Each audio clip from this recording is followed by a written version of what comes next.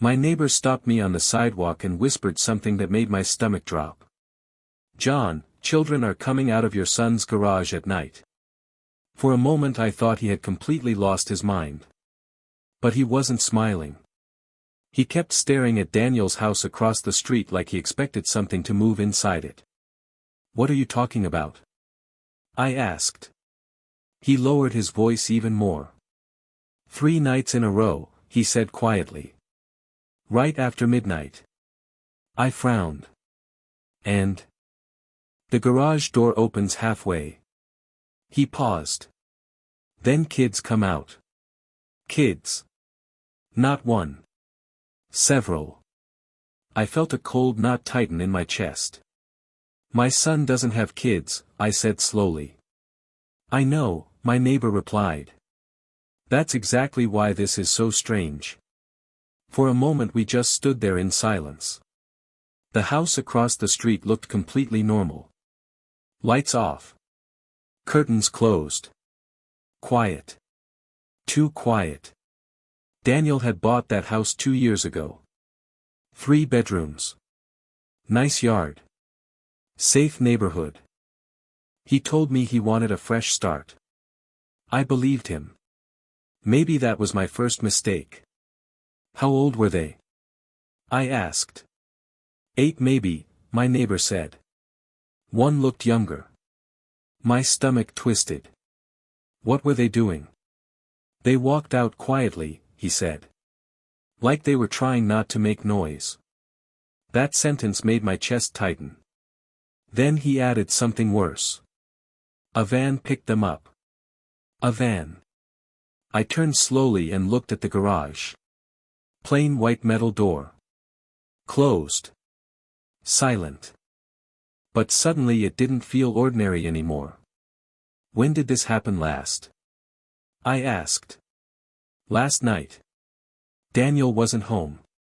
At least that's what he told me. He said he was traveling for work. Chicago. But the spare key to his house was still in my pocket. He had given it to me when he moved in. "Just in case, Dad." Funny how those words come back to you. I crossed the street without another word. The neighbor didn't stop me. He just watched. The driveway was empty. No car. No lights. Nothing. I unlocked the side door and stepped inside. The house smelled faintly of cleaning chemicals. Everything looked neat. Too neat. Too quiet. Then I walked toward the door that led to the garage. My hand rested on the handle.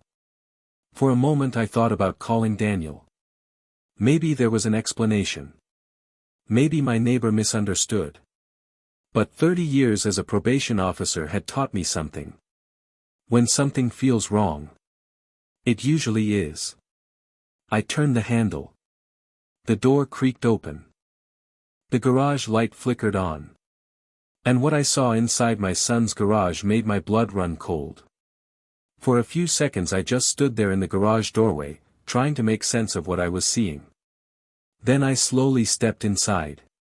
The garage looked ordinary at first glance. Shelves along the wall. Boxes stacked neatly. A workbench covered with tools. But something felt wrong. Very wrong. There were small shoes on the floor. Not one pair. 5. Children's shoes. Different sizes. My pulse began to pound in my ears. Daniel didn't have kids. He had never even mentioned wanting kids. And yet those shoes were sitting right there in his garage like they belonged there. Then I noticed something else. Sleeping bags. Several of them. Lined up against the wall. Like someone had been sleeping here. Small pillows. Plastic water bottles. And a cardboard box full of cheap snacks. Crackers. Juice boxes. Candy bars. The kind of food you give to children. My stomach turned. "Daniel, what the hell are you doing?" I whispered. I walked deeper into the garage. That's when I saw the door. It was hidden behind a tall metal shelf. A narrow wooden door leading somewhere deeper inside the house. I had been in this garage dozens of times. I had never seen that door before. Slowly, I pushed the shelf aside. The hinges creaked. The door opened a few inches. Darkness waited behind it. And then I heard something. A small sound. A quiet cough. My heart nearly stopped. Someone was inside. "Hello?" I said carefully. No answer. I opened the door wider. A narrow staircase led down into a basement room I didn't even know existed. The air smelled damp. And something else. Fear. I walked down slowly. Step by step. When I reached the bottom, the room came into view.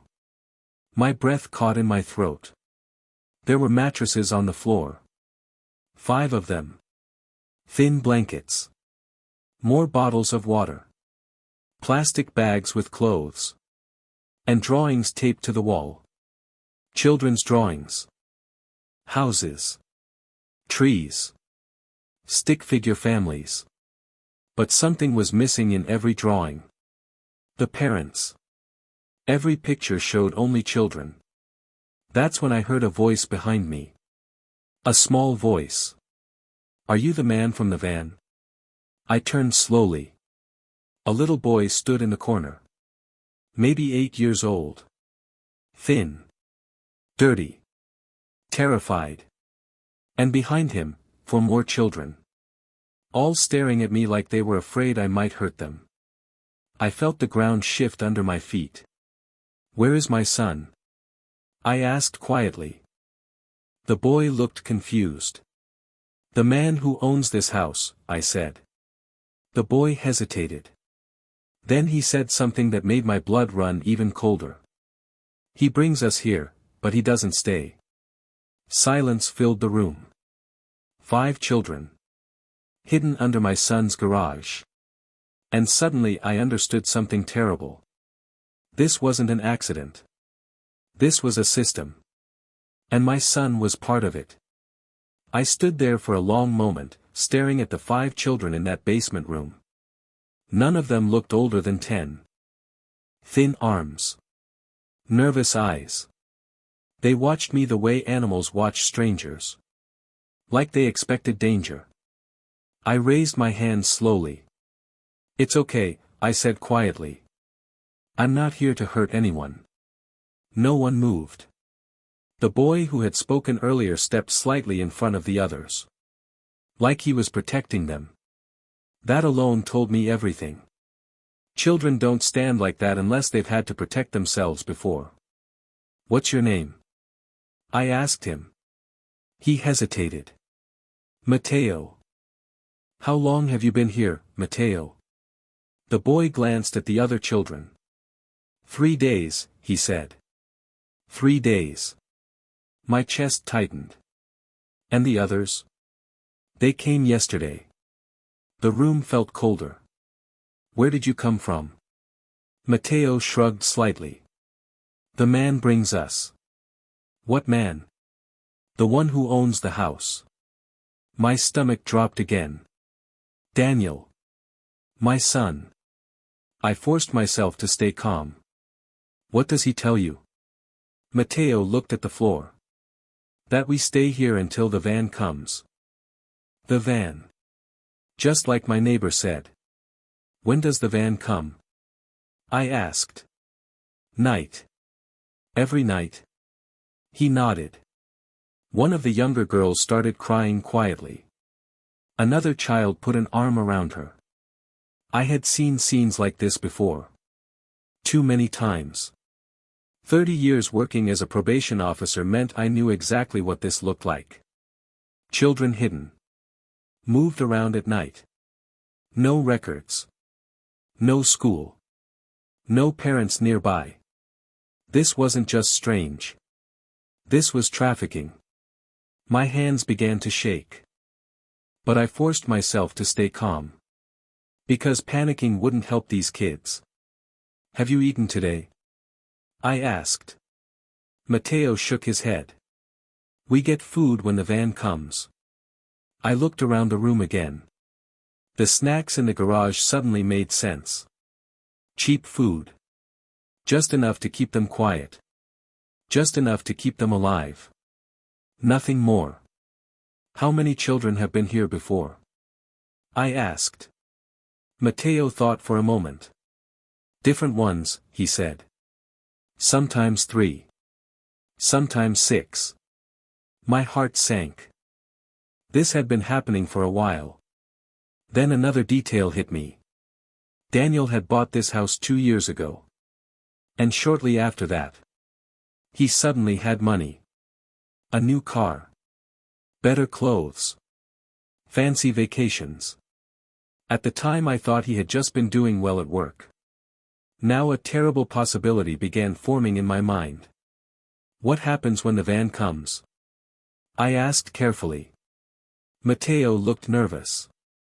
They take us somewhere else. Where? I don't know. The room went silent again. 5 children. Hidden under my son's house. Moved around at night like packages. And suddenly I realized something even worse. If my neighbor had seen children leaving the garage, then tonight, the van would probably come again. I checked my watch. 4:12 p.m. If Matteo was right, the van wouldn't come until midnight. That meant I had time. But it also meant something else. Whoever was running this operation would expect those kids to still be here tonight. And if they showed up and found strangers, things could get dangerous. I looked back at the children. They were still standing close together, watching me carefully. Listen to me, I said softly. You're safe now. The words sounded weak even to my own ears. Because I wasn't completely sure they were true yet. I pulled out my phone. My first instinct was to call the police. But 30 years as a probation officer had taught me something important. Sometimes if you call too early, you scare the criminals away. And the children disappear. Forever. I had seen that happen before. Traffickers vanish. Victims vanish with them. Cases collapse. And no one ever finds the kids again. So I needed to think. Carefully. I walked back upstairs into the garage. My mind was racing now. I needed proof. Real proof. Not just a phone call and a story. Evidence. Something that would shut the entire operation down. Because if Daniel was involved, this wasn't just some random crime. This was organized. I looked around the garage again. The shelves. The boxes. The workbench. Then something caught my eye. A security camera. Mounted above the side door. Facing the driveway. I stepped closer. It was brand new. Still had the plastic sticker on the lens. I followed the cable. It ran along the wall to a small black recording unit sitting on the workbench. My heart started beating faster. If that camera had been running, it had recorded everything. The van. The kids. Every night. I opened the recorder. A small monitor flickered to life. Video files. Dozens of them. Each labeled by date. I clicked the most recent one. The screen showed the driveway at midnight. A few seconds passed. Then headlights appeared. A dark van pulled slowly into the driveway. My throat went dry. The garage door opened halfway. Just like my neighbor said. Then the van door slid open. 2 men stepped out. One of them walked into the garage. Seconds later, children came out. 3 of them. They climbed into the van. The door shut. The van drove away. My hands were shaking now. I opened another video. Same thing. Different kids. Different night. Another video. More children. The pattern repeated again and again. And then I saw something that made my stomach twist. The final video. Last night. The van arrived. The garage door opened. The same man stepped out. And then Daniel walked into the frame. My son. He spoke with the men for a moment. Then he went back inside the house. Seconds later. 5 children came out. Mateo. The girl who had been crying. All of them. My son stood there watching while the van doors closed. Like it was just another business transaction. I felt something inside me break. Daniel wasn't just involved. He was part of it. My own son was selling children. I stared at the screen in silence. And that's when I realized something else. If the van came tonight, I would be here when it arrived. I sat there in the garage for a long time, staring at the screen. The video kept replaying in my head. Daniel standing beside the van. Talking to those men. Watching the children climb inside. No hesitation. No shame. Just business. My hands were shaking so badly I had to sit down. I kept asking myself the same question. How? How did my son become this person? Daniel wasn't raised like that. At least, I thought he wasn't. When he was a kid, he used to cry if he saw injured animals. Once, when he was 9, he brought home a stray puppy and begged me to let him keep it. That boy would never hurt anyone. But the man on that screen. That man was a stranger. I forced myself to think clearly. Emotion wouldn't help those kids. Evidence would. I grabbed my phone and started recording the screen. Every video. Every night. Every van. Every child. Then I copied the files from the recorder onto a flash drive I found in the drawer. Years in law enforcement had taught me something important. Never rely on a single piece of evidence. Always make copies. When I finished, I walked back downstairs to the basement. The children looked up the moment they saw me. Mateo stepped forward again. Are we in trouble? He asked. No, I said quickly. You did nothing wrong. He studied my face. You're not with them? No. A small wave of relief passed through the group. Where are your parents? I asked gently. Mateo shook his head. Different places. One girl said quietly, my mom thinks I'm staying with my aunt. Another child whispered, they told me we're going to a school. The lies stacked on top of each other. Promises. False stories. Just enough to keep them quiet. I knelt down in front of Mateo. Do you know the men who come with the van? He nodded slowly. They talk to the house man. The house man. My son. They give him envelopes sometimes, Mateo added. Money. Of course. My chest tightened again. How long have you seen him? I asked. Mateo thought for a moment. A long time. That meant this had been happening for months. Maybe longer. And suddenly something clicked in my mind. 6 months ago Daniel had paid off his car. 3 months ago he bought a new one. Last month he posted pictures online from Mexico. He said it was a work trip. Now I understood where the money came from.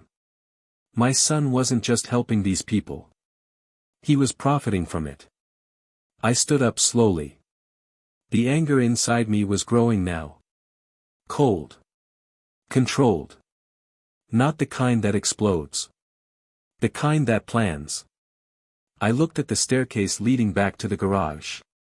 Then I checked my watch again. 6:40 p.m. The van would come around midnight. That gave me time to do this the right way. I pulled out my phone. This time, I called the police. But I didn't just report a crime. I told them exactly what they were about to catch. 5 trafficked children. A delivery van. And a man who thought no one would ever discover what he was doing. My own son. The police dispatcher stayed on the line for almost 10 minutes. I explained everything slowly. The basement. The children. The videos. The van that would come at midnight. At first she sounded skeptical. Then I mentioned the recordings. Her tone changed immediately. Sir, are the children safe right now? Yes. Are you alone in the house? Yes. Stay where you are. Officers are on the way. I ended the call and stood there in the quiet garage. The words still echoed in my head. Officers are on the way. Once they arrived, everything would change. For the kids. For Daniel. For me. I walked back downstairs again. The children were sitting together on the mattresses. The younger girl was holding Mateo's arm. Are we leaving? She asked when she saw me. Soon, I said gently. Someone is coming to help. They didn't look relieved.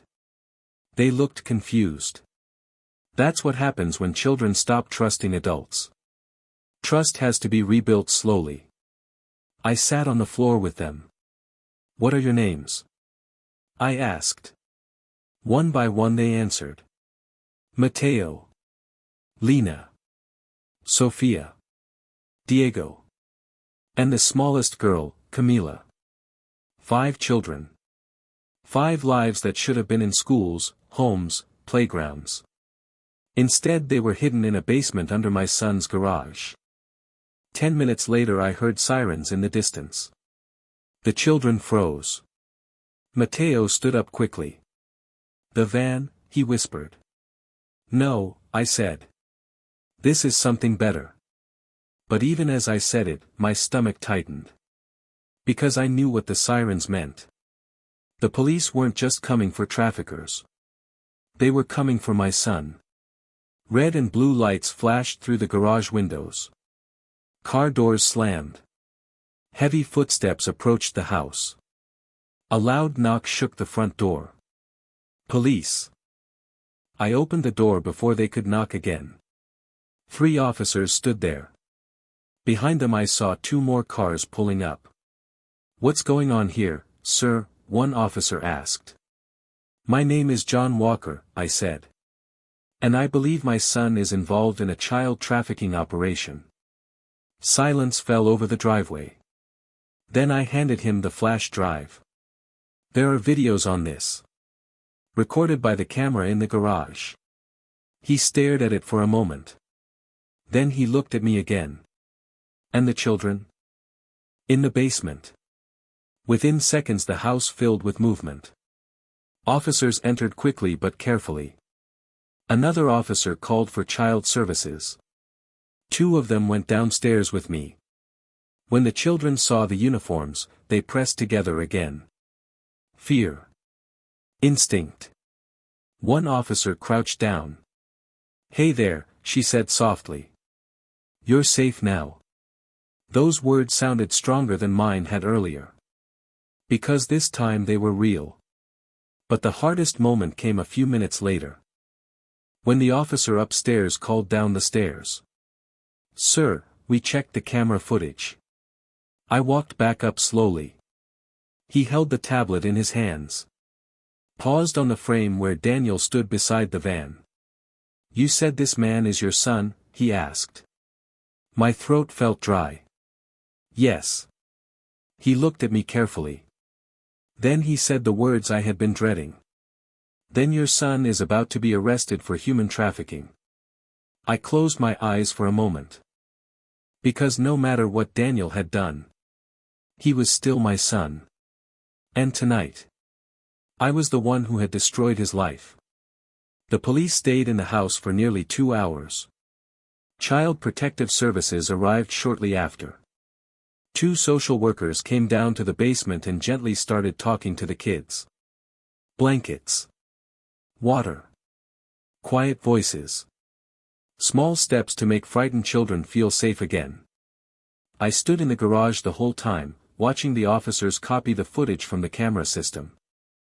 Every file. Every date. Every van. The evidence was worse than I thought. The detective paused one video and looked at me. "How long do you think this has been happening?" I didn't answer right away. Because I was doing the math in my head. Daniel bought the house 2 years ago. The earliest recording on the system was almost 18 months old.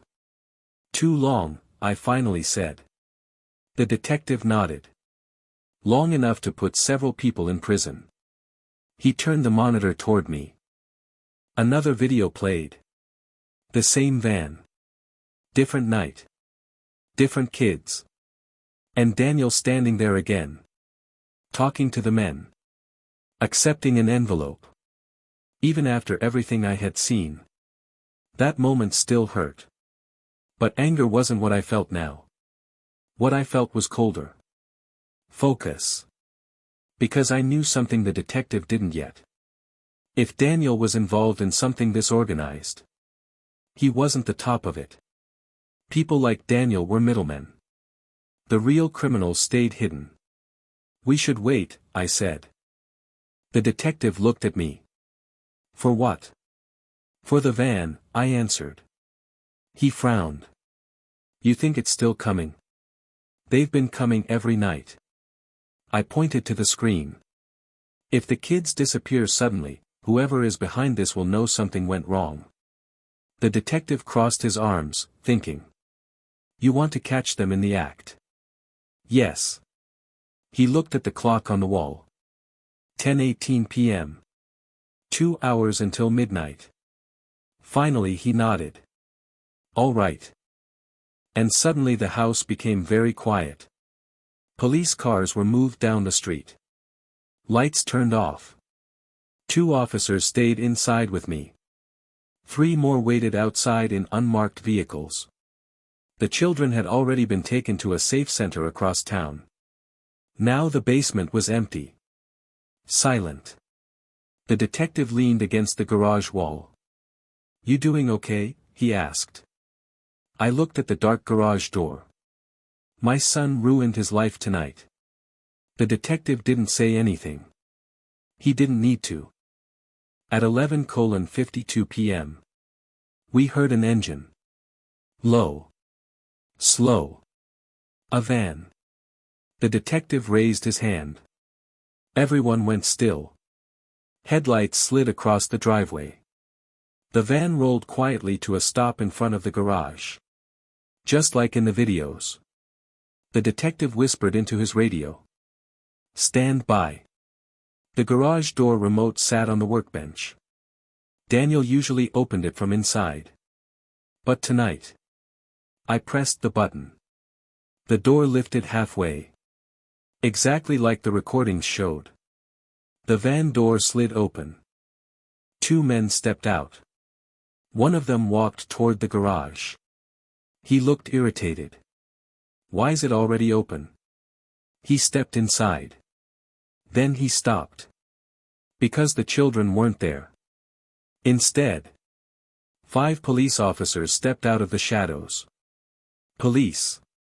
Don't move." The man froze. His partner tried to run.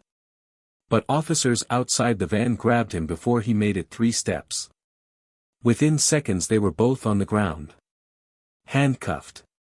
The detective walked forward calmly. "Human trafficking," he said. "Congratulations.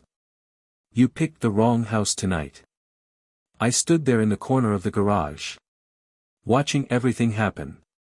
Watching the men who had been taking children disappear into police cars.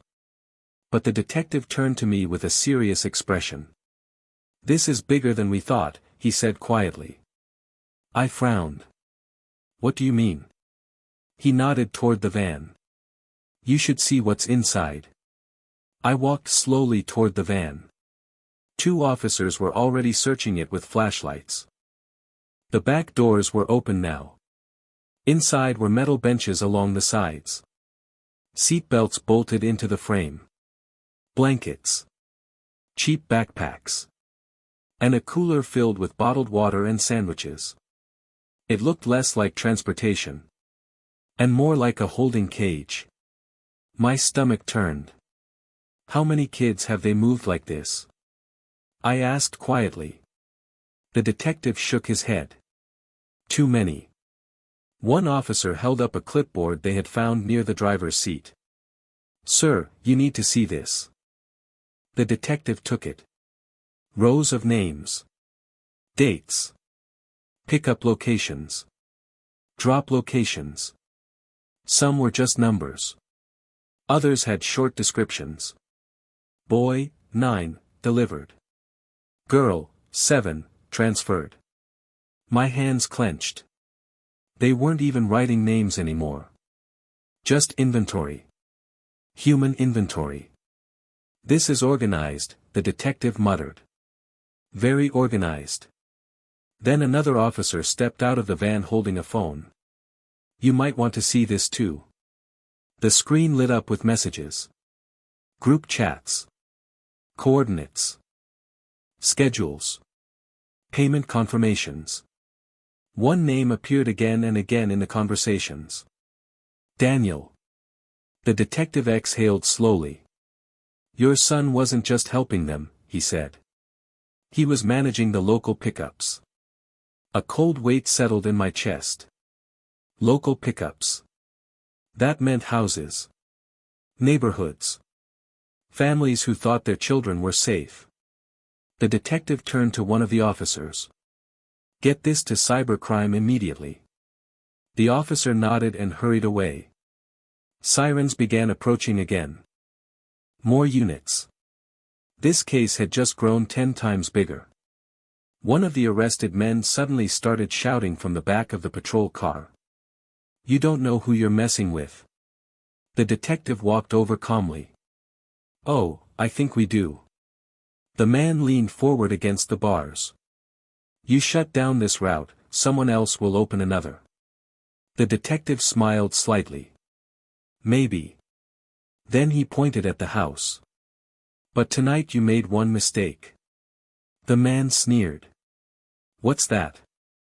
You used the wrong garage. The officers closed the van doors and sealed it as evidence. The street slowly filled with police lights. Neighbors were waking up now. Curtains moved. Phones appeared in windows. The quiet suburb had turned into a crime scene. I stood there in the driveway, watching everything unfold. The detective walked back over to me. You did the right thing, he said. I nodded slowly. But inside, it didn't feel like victory. Because one question still burned in my mind. Where's Daniel? I asked. The detective checked his watch. If he's involved like the messages suggest, he said, he'll be back soon. The street was still glowing with red and blue lights when Daniel's car finally turned the corner. I recognized the headlights immediately. A black sedan. The same one he bought 6 months ago. Expensive. Paid for with money I now knew exactly where it came from. The detective beside me noticed the car too. That him? Yes, I said quietly.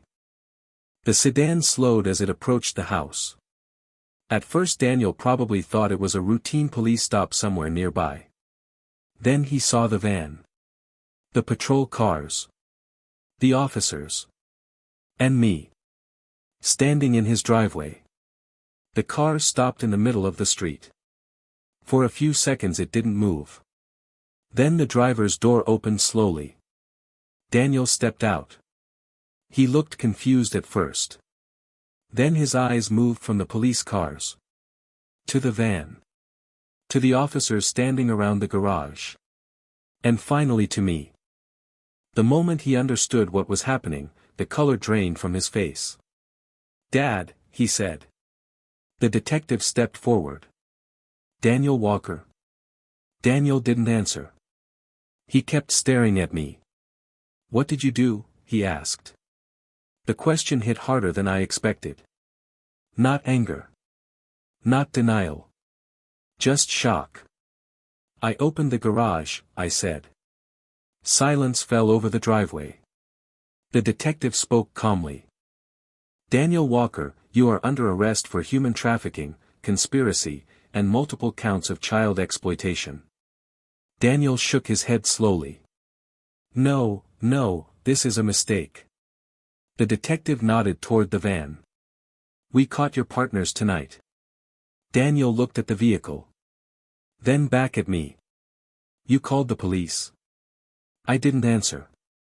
I didn't need to. His expression changed. Shock turned into something darker. You have no idea what you've done, he said. But the detective had already stepped closer. Turn around. Daniel didn't move. For a moment I thought he might try to run. But he looked at the police cars.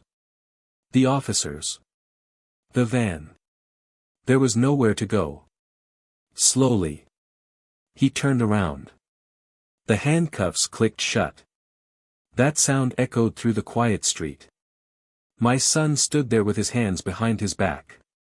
A criminal. A trafficker. A stranger. The detective guided him toward the patrol car. But Daniel twisted slightly to look back at me. You ruined everything, he said. The words were quiet. Almost calm. I held his gaze. No, I said. You did. The patrol car door closed. The engine started. And just like that. The life Daniel had built on lies collapsed in a single night. The police cars began leaving one by one. The van was towed away. Evidence collected. Reports written. Neighbors whispered behind their curtains. The detective walked over to me before he left.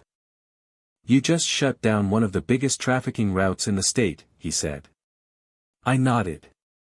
But I didn't feel proud. I didn't feel victorious. I just stood there in the empty driveway. Looking at the house where my son had hidden the worst secret of his life.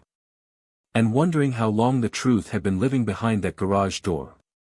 The house was empty by the time the sun started to rise. Police tape still hung across the garage door. The street had gone back to being quiet. Almost normal. But nothing about it felt normal anymore. I sat on the front steps for a long time. Watching the sky turn pale. A few neighbors walked past slowly, pretending not to stare. News travels fast in neighborhoods like this. By morning everyone would know. The detective's words kept echoing in my mind. One of the biggest trafficking routes in the state. And somehow, my son had been part of it. Later that morning the detective called. They're safe, he said. The children were transferred to a protection center. Social services are already working with them. I closed my eyes for a moment. That was the only thing that mattered. What about Daniel? I asked. There was a short pause. He's not talking yet, the detective replied. But the evidence is overwhelming. I already knew that. The videos. The van. The messages. All of it. Daniel had built a business out of children's lives. And now it was over. A week later the news stations picked up the story. Arrests. Trafficking charges. Multiple suspects across 2 states. The van drivers had started talking. Names were coming out. Addresses. More houses.